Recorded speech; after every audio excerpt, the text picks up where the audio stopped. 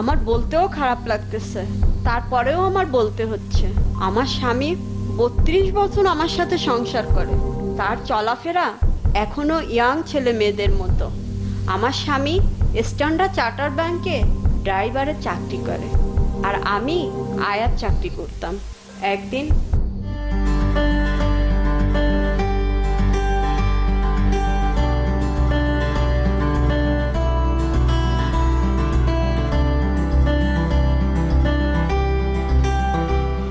ওই কি দাওস?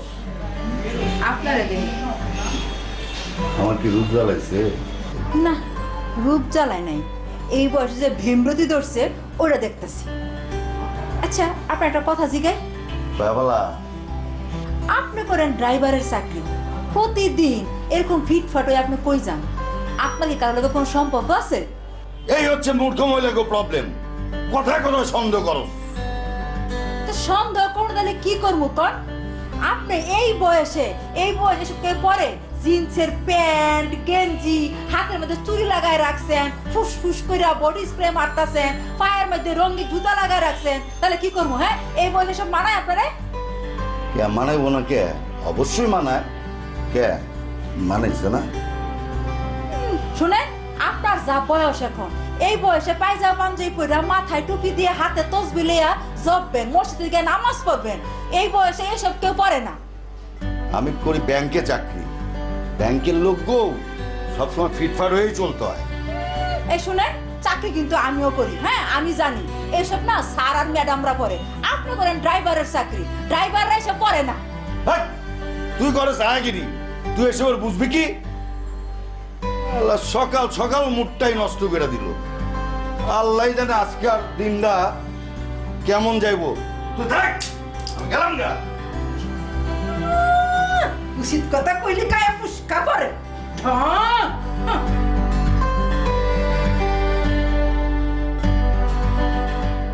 আমার স্বামী সারাদিন ফিটফাট হয়ে চলাফেরা করে, সারাদিন ফোনে কথা কয়। আমি যদি জিজ্ঞাসা করি কার সাথে কথা কও, ওই বলে ওই স্যার ম্যাডামদের সাথে কথা কইছি, মাঝে মাঝে বাড়ি আসে না। আমি যদি জিজ্ঞাসা করি কই গেছিলাম, কয় ওই স্যার ম্যাডামগুলো লগে ঢাকার বাইরে গেছিলাম। একদিন উনি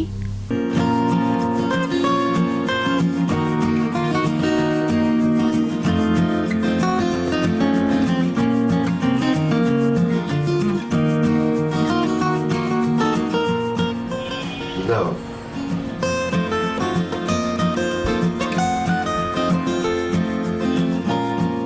দাও। আপনারা দেখি 4 দিন কই আছিলেন আপনি? অফিসের কামে সিলেট গেছিলাম। তো ফোন করে জানাইবেন না?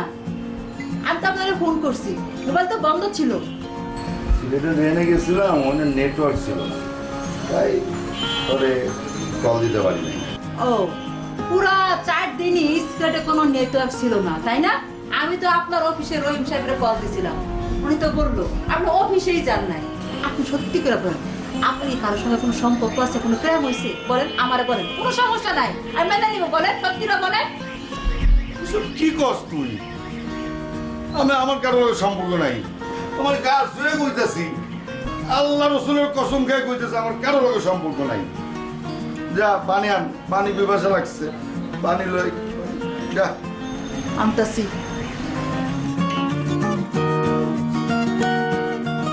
বউ ভালো আছো? আমি পৌঁছাইছি, বুঝছো? হ্যাঁ।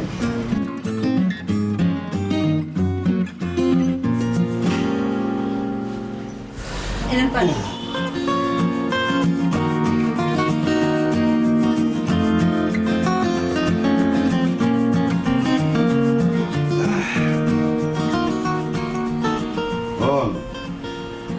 আমার কক্সবাজারে পোস্টিং হয়েছে, আমি কক্সবাজার যাবো, তুই ওগুলো দেশে চলে যাস।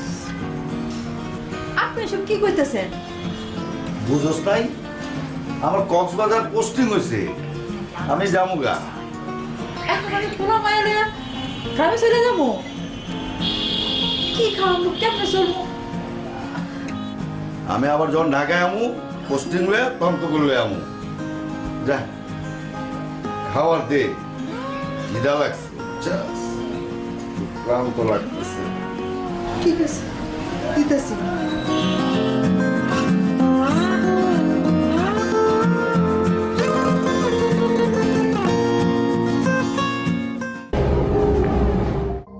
এরপর আমার বাসার সব জিনিসপত্র নিয়ে উনি কক্সবাজার চলে যায়। এরপর হে আমাগো দেশে পাঠাইয়া দেয়।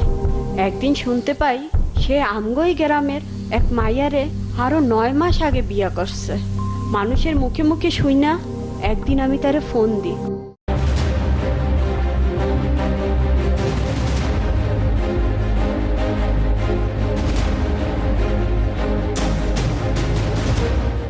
আমার উদাসী বানাইয়া গেল বসন্তেরই কালে গো মরারে কোকিলে।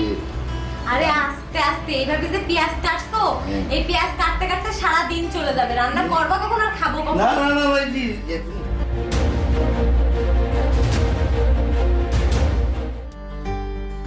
ফোন কিনে দিল? আমার অফিস থেকে এসে তুমি একটু আস্তে আস্তে কাটো, আমি কথাটা বই লাগে। হ্যাঁ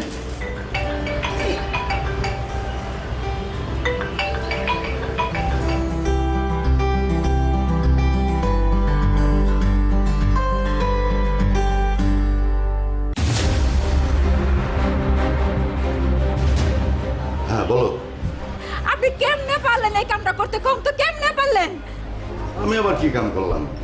ও কোন কাজটা করছি? এখন ধোয়া তুলসী পাতা সাজছেন না, কিছুই বুঝতেছেন না। আপনি তো মাইয়ার বয়সে মায়ের বিয়া করছেন। আপনার কি একটু লজ্জা করলো না? হ্যাঁ লজ্জা করলো না? আমাদের কথা কি আপনি একবারও ভাবলেন না? তোরা কে কইছে এই কথা? এই শুনেন, সত্য না কোনদিন গোপন থাকে না, আর পা বাপরেও ছাড়ে না। শুধু আমি না, এই গ্রামের সকলে জানে আপনার এই কেলেঙ্কারির কথা। একটা কথা কান দিয়া শুনেন, আমি কেস করতে থানায় যাবো। এই গ্রামের সবাই কইছে যে আপনার বিরুদ্ধে সাক্ষী দিব। মাথাটা মনে রাখে, 14 শিখের বাজি দাবি আমি না খাওয়াইছি। তুই কি কইতাছ সেসব? তুই তো জামার নামে কেস করবি? ধোয়া তুলসী পাতা জামায় না, লজ্জা করলো না? কথাটা বলতে লজ্জা করলো না? আপনার কি বিবেক বলতে কিচ্ছু নাই? হ্যাঁ এই দুইটা মাইয়া আপনি বিয়া দিছেন, এখন পোলা মাইয়া হইছে, এখন জামাইরা কইতাছে আমার মাইয়া ঘর ডিভোর্স দিব। আপনার পাপের ফল যদি আমার মাইয়ারা ভোগে না, আপনার আমি গলা দড়ি দিয়া পুরো এলাকা জুড়া ঘুরাবো। কথাটা হলে মনে রাখেন। তুই কি কইতাছ সেসব? কি কইতাছি বুঝেন না? বাংলায় কইতাছি, বাংলায়, বুঝছেন? আমার ভুল হয়ে গেছে। আমারে তুই এবারে নতুন মাফ কইরা দে। মাপ? আপনার মতো পাপীরা যদি মাপ না দেব, আর মাপ করলে কি সব শেষ হয়? মাপ করলে সব শেষ হয় না। আপনার পাপের শাস্তি আপনার পাইতেই হইব। ঠিক হইব কিনা আমি জানি না, তবে আমার লাগে আমার মাইয়াকে ঘর ভাঙবো, এইটা আমি মাইনে নিতে পারব না। এখন আমি ডিভোর্স দেয়া আগামী মাসে ঢাকায় চলে যেতেছি। তোরাও আগামী মাসে ঢাকায় চলে আয়, বুঝছস? এইবার মতো আমার মাফ করে দে। না, আমি এই বাড়ি ধরে কুত্তাও যাবো না, এই গ্রামের বাড়ি ধরে আমি কুত্তাও যাবো না। টাকা গেলে আপনি আমার কারণ করতে, আপনি চরিত্রহীন নম্বর, শয়তান একটা। এরপর একদিন গ্রামের ময়মুরব্বীরা মিলা ওই মাইয়াটারে ডিভোর্স দিয়ে আইলো। হে কক্সবাজারতে ঢাকায় চলে আইলো, আমাগোর সাথে একসাথে সংসার করতে লাগলো। এরপর আমরা 1 বছর ভালোই সংসার করতেছিলাম। তারপর একদিন সে আইসা কয় তার নাকি ক্যান্সার ধরা পড়ছে।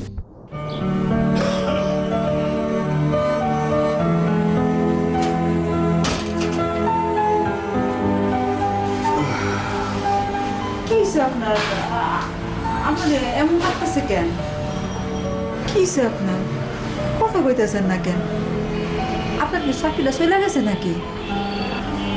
না, তাহলে কি হয়েছে? কথা বল না কেন? কয়েকদিন ধরে খারাপ লাগতেছিল, তাই ডাক্তারের দেখাইতে গেছিল। ডাক্তার কিছু টেস্ট দিছিল। টেস্ট? টেস্ট করাইছেন? করাইছে। টেস্টে কি হয়েছে? আমার ক্যান্সার ধরা পড়ছে।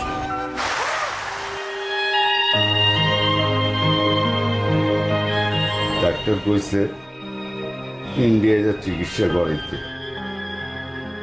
ইন্ডিয়ায় যা চিকিৎসা করাইতে 5-7 লাখ টাকা লাগে। এত টাকা ওই পাই? আপনি অফিসে জানান নাই? হ্যাঁ কইছি, এরা কইছে অত টাকা দিতে পারবো না, ওরা 1 লাখ টাকা ডোনেট করতে পারবো। কি করুন আপনি? এতদিন যাগুলোকে চাকরি করলেন তারা আপনার এত বড় বিপদে মাত্র 1 লাখ টাকা দিব, আর বাকি টাকা কেন জোগাড় করবো আমরা? আচ্ছা, তোর কাছে না 3 লাখ টাকা আছে, ওই 3 লাখ টাকা তুই আমারে দে। ওই 3 লাখ টাকা আর অফিসের 1 লাখ টাকা, এই মিলা 4 লাখ টাকা, আর বাদ বাকি আমি এদিক ওদিক থেকে ম্যানেজ করে নেব। না না, ওই 3 লাখ টাকা আমি আপনার দিতে পারবো না।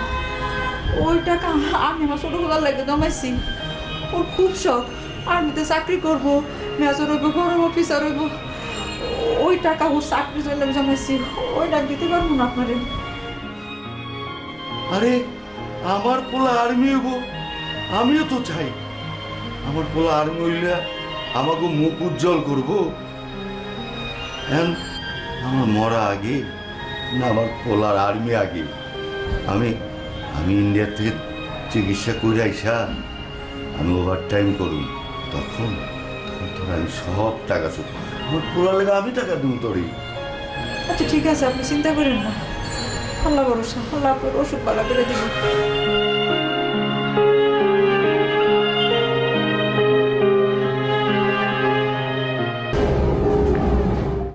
তারপর আমি তারে 3 লাখ টাকা দিয়া দিই। সে আমাকে কয় তোমরা গ্রামে যাইয়া থাকো, আমি যতদিন না পর্যন্ত সুস্থ হব তোমরা ওইখানেই থাকো, আমি সুস্থ হইলে আবার তোমরা আমার কাছে আইসো। তারপর 4 মাস পর এক ছেলে এসে বলে আপনাদের এক চিঠি আসছে। তারপর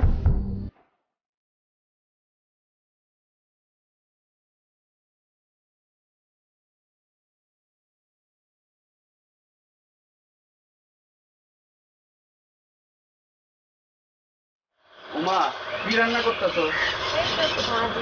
তাড়াতাড়ি রান্না করো, খুব ক্ষুধা লাগছে তো। আসসালামু আলাইকুম। ওয়ালাইকুম আসসালাম। এটা কি আব্দুল সাহেবের বাসা? জি। আপনার নাম কি হন? আমি ওনার ছেলে হই। আচ্ছা, তো আপনাকে একটু ডাক দেবেন প্লিজ। আম্মু দেখো তো please।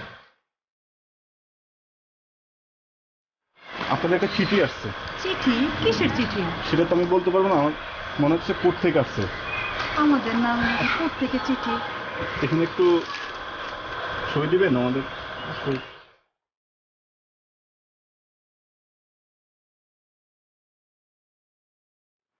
আচ্ছা তাহলে আমি আসি।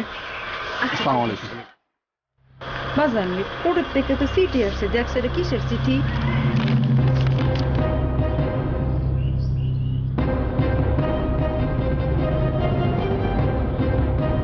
বাজান, কিসের চিঠি? এটা তো কোনো চিঠি না। চিঠি না তাহলে কি? মা এটা একটা ডিভোর্স লেটার। Divorce letter? হায় আল্লাহ! বাজান, তোর দুলাভাইকে তোর বোনের ডিভোর্স দিল? না, বাবা তোমারে ডিভোর্স দিছে। তোর বাবা আমারে ডিভোর্স দিছে? ও মা, কি কস বাজান? ও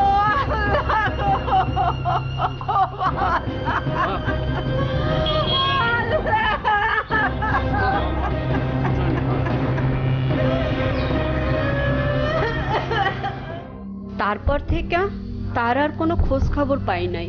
তবে লোক মুখে শুনছি সে নাকি ওই মাইয়াডারে নিয়ে সংসার করতেছে। আমার কষ্টের টাকা স্কুলে আয়ার চাকরি কইরা তিলে তিলে জমাইয়েছিলাম ছোট পোলাডারে আর্মিতে দেওয়ার লাইগা। সেও একটা মেয়ে মানুষ, আমিও একটা মেয়ে মানুষ।